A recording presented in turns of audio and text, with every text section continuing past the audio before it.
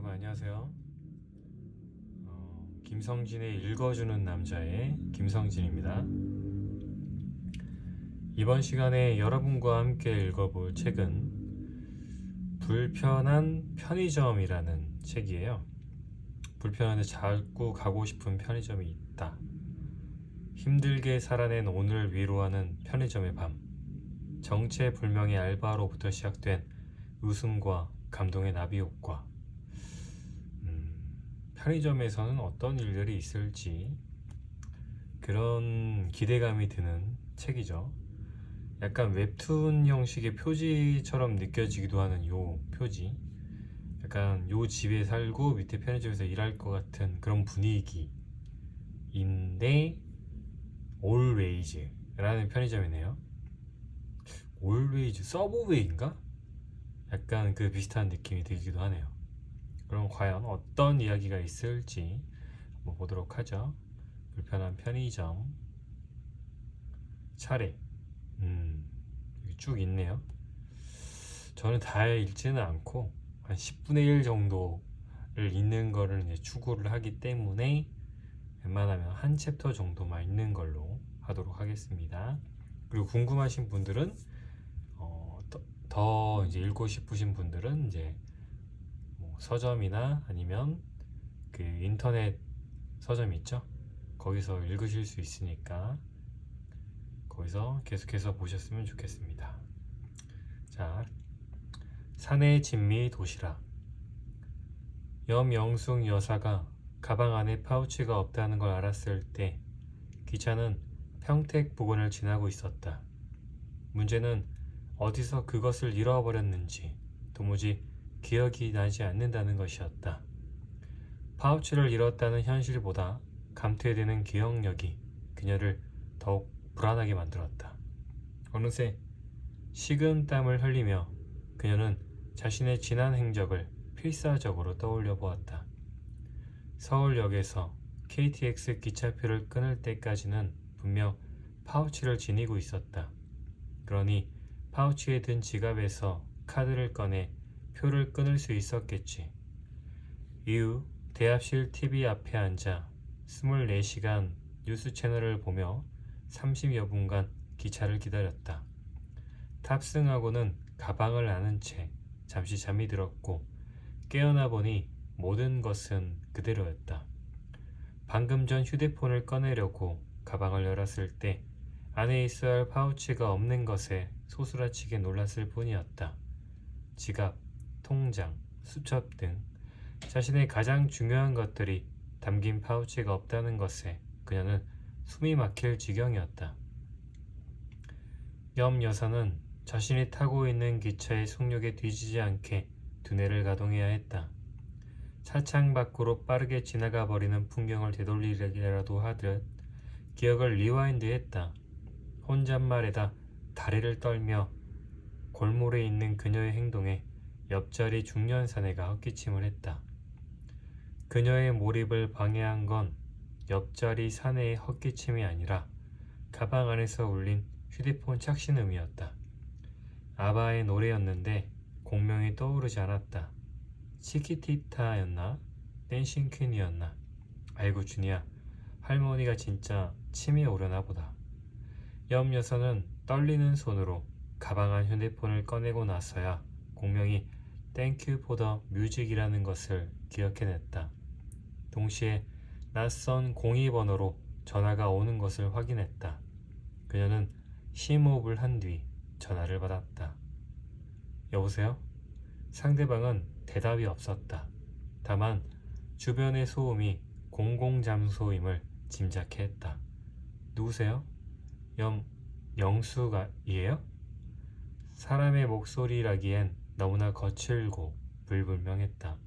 마치 겨울잠을 끝낸 곰이 동굴에서 나와 처음 입을 열면 나올 법한 소리였다. 예, 그런데요? 지갑요. 맞아요. 주우신 분인가요? 어디시죠? 서울. 서울 어디요? 혹시 서울역 아닌가요? 그쵸, 서울역. 그녀는 안도의 한숨을 휴대폰 옆으로 내쉰 뒤 목청을 가다듬었다. 지갑 찾아주셔서 고맙습니다. 그런데 제가 지금 기차 아니고요. 다음 역에 내려 바로 돌아갈 테니까 좀 보관해 주시거나 어디 맡겨 주실 수 있나요? 사례는 제가 가는 대로 해드릴게요. 여기 있죠. 갈 데도 없죠. 그래요? 알겠어요. 서울역 어디서 만날까요? 공항철도 가는 길 GS 편의점요. 고맙습니다. 빨리 갈게요. 천천히 와요. 알겠어요. 고맙습니다. 전화를 끊고 나자 기분이 묘했다. 휴대폰 너머로 들리는 동물의 음성 같은 어눌한 말투는 그가 노숙자임을 확신케 했다. 무엇보다 갈 데도 없죠 라는 말뜻으로 보나 공중전화가 분명한 02번호로 보나 그는 휴대폰이 없는 노숙자가 분명했다. 옆 여사는 잠시 긴장하지 않을 수 없었다. 지갑을 돌려준다는데도 뭔가 불안하고 다른 걸 요구할까 두려움이 번졌다. 하지만 전화까지의 지갑을 순순히 돌려준다고 호의를 베푸는 사내가 굳이 해코지를 할 것 같진 않았다. 사례비로 지갑 속 현찰 4만 원을 건네면 충분할 듯했다. 마침 천안에 정차할 거라는 안내방송이 나왔다. 옆 여사는 휴대폰을 가방에 넣고 자리에서 일어났다.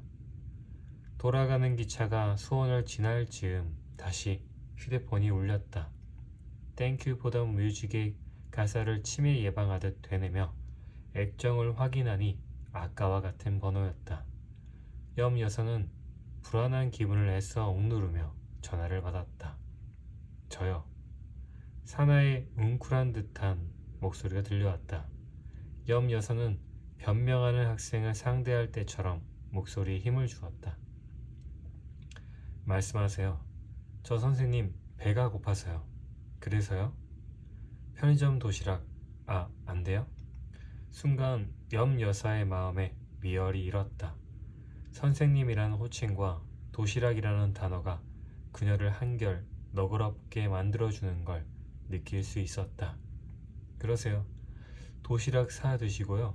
목마를 테니 음료수도 같이 사 드시고 계세요. 고마워요. 전화를 끊고 얼마 지나지 않아 휴대폰에 결제 문자가 떴다. 이건 마치 편의점 계산대 앞에서 전화한 게 아닌가 할 정도로 재빠른 시간이었다. 많이도 배고픈 걸 보니 그의 정체는 서울역의 맹주, 비둘기의 친구, 노숙자가 확실했다. 자세히 살펴보니 GS 박찬호 투머치 찬 많은 도시락 4,900원이라 떠 있었다. 음료수는 안 사 먹은 걸 보니 염치는 있나 보군. 옆 여사는 혹시 모르니 누군가를 불러야 할까 고민했던 마음을 접고 그와 단둘이 만나기로 했다. 이르네 치매 염려 증상이 있다고는 하나 여전히 그녀는 자신의 위험을 믿었다. 교단에서 정년을 맞을 때까지 한 번도 비굴하지 않고 당당히 온갖 학생들을 상대했던 자신을 믿기로 했다. 서울역에 도착하고 바로 공항철도로 내려가는 에스컬레이터를 발견했다. 에스컬레이터로 내려가자 전방 오른쪽에 GS 편의점이 있었고 곰의 목소리를 지닌 사내가 도시락에 얼굴을 묻은 채 그 앞에 웅크리고 있었다. 다가갈수록 분명해지는 그의 실체에 그는 다시 긴장의 끈을 움켜쥐었다. 대걸레같이 떡이 져있는 장발의 사내는 얇은 스포츠 점퍼와 더러워져 베이지색인지 갈색인지 모를 면바지를 입고 있었다. 그런 그가 매우 정성스러운 젓가락질로 도시락 속 비엔나 소시지를 집어먹고 있었다. 확실히 노숙자다. 옆 여사는 마음을 다잡고 다가갔다. 그때였다. 3명의 낯선 사내가 도시락을 먹고 있는 그를 향해 달려들었고 옆 여사는 놀라서 다가가던 발걸음을 멈출 수밖에 없었다. 3명의 하이에나 같은 사내들 역시 노숙자임이 분명했는데 그들은 도시락 사내를 누르고 뭉갠 채 누군가를 뺏기 위해 안간힘을 써댔다. 그는 주위를 돌아보며 발을 동동 굴렀지만 지나는 사람들은 노숙자들이 흔한 다툼으로 여기고 힐끔대기만 할 뿐이었다. 사내는 먹던 도시락을 떨군 채 온몸을 공처럼 웅크리고 방어했다. 하지만 결국 놈들에 의해 목이 졸리고 팔이 들리며 지키고 있던 물건을 빼앗기고 말았다. 안절부절 못하며 살피던 염 여사의 시야에 놈들이 빼앗은 물건이 확 들어왔다. 자신의 분홍색 파우치였다. 도시락 사내는 떼어내듯 발로 몇 번 밟은 뒤 노숙자 셋이 자리를 뜨기 시작했다. 염 여사는 손발이 떨려 어찌할 바를 모른 채 주저앉았다. 그때 사녀가 반격하듯 일어나 파우치를 쥔 놈을 향해 온몸을 던졌다. 끄앙! 괴성과 함께 사내가 놈의 다리를 붙잡고 넘어뜨렸다. 놈을 짓누르며 다시 파우치를 빼앗은 사내를 곧 다른 녀석들이 덮쳤다. 순간 염 여사의 눈에 불이 들어왔다. 그녀는 벌떡 일어나 그들을 향해 튀어나가며 목에 핏대를 세웠다. 야 이놈들아, 그거 놓지 못해? 그녀의 고함과 돌진에 녀석들이 멈칫했다. 달려간 그녀는 가방을 들어 맨 앞 녀석의 머리를 내리찍었다. 놈이 고통스러워하자 다른 녀석들이 일어나 뒷걸음질 치기 시작했다. 도둑이야, 내 지갑 훔쳐간다. 이놈들이다. 염 여사의 앙칼진 외침에 사람들이 멈춰서 관심을 주기 시작하자 녀석들이 하나둘 몸을 돌려 달아나기 시작했다. 오직 도시락 사내만이 품 안에 파우치를 끌어안은 채 웅크리고 있었다. 그녀는 사내에게 다가갔다. 괜찮아요? 사내가 고개를 들어 염 여사를 올려다보았다. 맞아서 부은 눈두덩이, 코피와 콧물이 섞여 나오는 코, 수염으로 가려진 입이 마치 사냥을 나갔다 다시 돌아온 원시인처럼 보였다. 사내는 그제야 자신을 공격하던 놈들이 사라진 것을 깨달은 듯 서서히 몸을 일으켜 앉았다. 염 여사 역시 손수건을 꺼내 그런 사내 앞에 웅크리고 앉았다. 순간 노숙자 특유의 퀴퀴하고 역한 냄새가 코에 훅 들어왔다. 염 여사는 숨을 참으며 그에게 손수건을 건넸다. 사내는 고개를 저은 뒤 점퍼 소매로 쓱 코를 문질렀다. 그는 행여 파우치에 사내의 피와 콧물이 묻을까 염려가 드는 스스로에게 짜증이 일었다. 진짜 괜찮아요? 사내가 고개를 끄덕이곤 염 여사를 살폈다. 유심히 살피는 사녀의 눈빛에 그녀는 잠시 자신이 뭘 잘못한 거라도 있나 걱정이 들었고 어서 자리를 뜨고 싶은 마음이 앞섰다. 그래, 이제 파우치를 돌려받아야 했다. 고마워요. 그거 챙겨줘서. 사내가 자신의 왼팔로 감싼 파우치를 오른손으로 짚더니 그녀에게 건넸다. 그런데 염 여사가 파우치를 받으려는 순간 사내가 다시 그것을 자기 품으로 회수했다. 놀란 그녀를 꼼꼼하게 살피며 그가 파우치를 열었다. 뭐 하는 거예요? 주인 맞아요? 그럼요. 내가 주인이니까 알고 온 거잖아요. 아까 나랑 통화한 거 기억 안 나요? 터무니없는 그의 의심에 염 여사는 기분이 나빠지려 했다. 사내는 가타부타 말없이 파우치를 뒤져 지갑을 찾았고 거기서 신분증을 꺼내 살폈다. 주민번호요. 아니, 내가 지금 거짓말하는 것 같아요?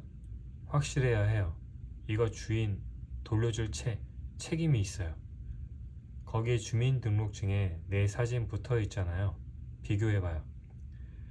사내는 맞아서 부은 눈을 끔뻑이며 주민등록증과 염 여사를 번갈아 살폈다. 사진 안 같아 보여요. 황당함에 염 여사는 자기도 모르게 혀를 찼다. 화도 나지 않았다. 오래됐어요, 사진.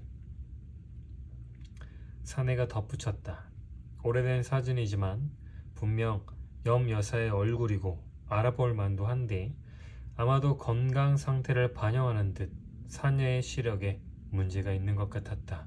혹은 그녀가 정말 몰라보게 늙었거나 주민번호 말해봐요. 휴. 염 여사는 짧은 한숨을 쉰 뒤 사내를 향해 또박또박 말했다. 520725 XXXXX 됐어요? 맞다. 확실히 해야죠. 그쵸?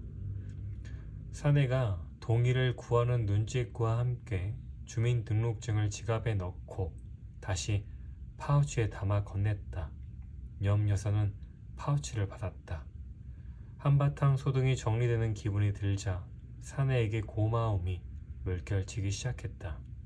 다른 노숙자들에게 맞아가면서까지 파우치를 지킨 것부터 주인에게 잘 돌려주기 위해 꼼꼼하게 확인을 한 것까지 사실 어지간한 책임감이 아니면 할 수 없는 행동이기 때문이었다. 그때 사내가 끙 소리를 내며 일어섰다. 염 여사도 자리에서 일어나 서둘러 지갑에서 현찰 4만 원을 꺼냈다. 여기요. 건넨 돈을 보고 사내가 망설이는 게 느껴졌다. 받아요. 사내는 현찰로 손을 뻗는 대신 점퍼로 손을 넣어 정체를 알 수 없는 휴지 뭉치를 꺼냈다. 그걸로 코피가 흐르는 코를 훔쳤다. 그러고는 돌아서 걷기 시작했다. 사례비를 쥔 손이 민망해진 그녀는 한동안 사내를 바라보았다. 그는 웅크리고 도시락을 먹던 편의점 앞으로 허우적 걸어가더니 몸을 숙였다.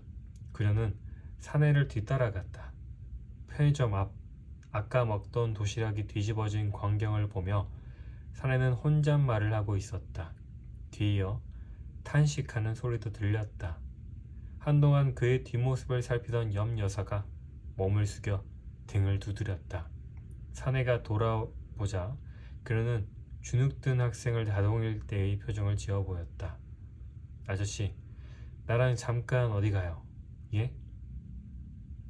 서부역 방면으로 나오며 사내는 잠시 멈칫했다. 마치 자연의 품을 떠나 아스팔트 위 트럭에 올라타길 거부하는 초식 동물 같았다. 염 여사는 재촉하듯 손짓을 해 결국 그를 서울역 역사에서 빠져나오게 했고 함께 기론동 길을 걸었다. 사내는 염 여사의 속도에 맞춰 몇 번쯤 간격을 두고 뒤를 따랐고 그녀의 쟁걸음으로 가롤동을 지나 청파동을 향해 나아갔다. 늦가을 은행나무 가로수에서 떨어진 열매가 사내와 비슷한 냄새를 풍기고 있었다. 염 여사는 왜 대뜸 그를 데리고 나왔는지에 대해 생각해 보았다. 살해를 거부한 사내에게 어떻게든 보상하고 싶었다. 사내가 필사적으로 자신의 파우치를 지킨 것에 대한 보상이자 노숙자임에도 올바른 행동을 한 걸 지지해주고 싶었다. 오랜 기간 교단에 서 있으면서 몸에 밴 학생들의 행동에 대한 피드백이 여기서도 발휘된 것이 사실이다. 무엇보다 염 여사는 모태 신앙으로 생애 전부를 크리스천으로 살아왔고 먼저 선한 사마리아인의 모습을 보여준 노숙자 사내에게 자신 역시 선한 사마리아인이 되고 싶었다. 15분쯤 걸었을까? 서부역 뒤편의 칙칙한 거리가 끝나고 세련된 큰 교회 빌딩이 눈에 들어왔다. 여대 앞인지라 청바지에 점퍼를 입은 여학생들이 깔깔대며 지나갔고 방송을 통해 유명해진 분식집 앞에는 사람들이 줄지어 서 있었다. 염 여사가 뒤를 돌아보자 사내는 두리번대며 거리 풍경을 살피기에 여념이 없었다. 그녀와 사내를 피해가는 사람들도 있었다. 그녀는 자신과 사내의 조합이 사람들에게 어떻게 보일지 궁금하기도 하고 걱정이 되기도 했다. 이곳 청파동이 바로 자신의 동네이기 때문이었다.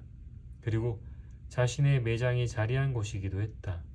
숙명여대 방향으로 접어든 염 여사는 사내를 꼬리처럼 매단 채 골목을 두어 번 지나 작은 상거리에 다다랐다. 상거리로 갈라지는 모퉁이에 자리한 편의점.